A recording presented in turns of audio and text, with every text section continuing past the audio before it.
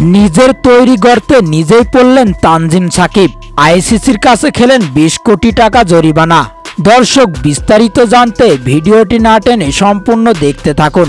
ICC টি-20 বিশ্বকাপ 2024-এ নেপালের বিপক্ষে ম্যাচে নেপালের দলপতি রোহিত পাটোয়ালির সঙ্গে উত্তপ্ত বাক্য বিনিময় করতে দেখা যায় বাংলাদেশি পেসার তানজিম সাকিবকে।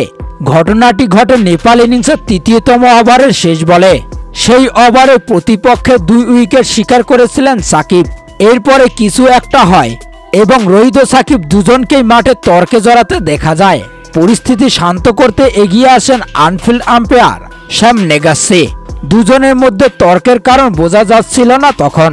অবশ্য ম্যাচ শেষে মিক্সড জোনে সাংবাদিকদের রোহিতের দিকে তেড়ে যাওয়ার কারণ জানিয়েছিলেন তানজিম সাকিব। এটা সহজ যাচ্ছিল, পরিকল্পনা করে করেনি। সে আমার দিকে আক্রমণাত্মকভাবে তাকিয়েছিল, যেটা আমি পছন্দ করিনি। আমি ওকে বলেছি, তুমি আমার দিকে তাকিয়ে আসো কেন? আমি জায়গা মতো বোলিং করার চেষ্টা করেছি। আক্রমণাত্মক মানসিকতা এমনিতেই চলে আসে, এটা পরিকল্পনা করে করি না।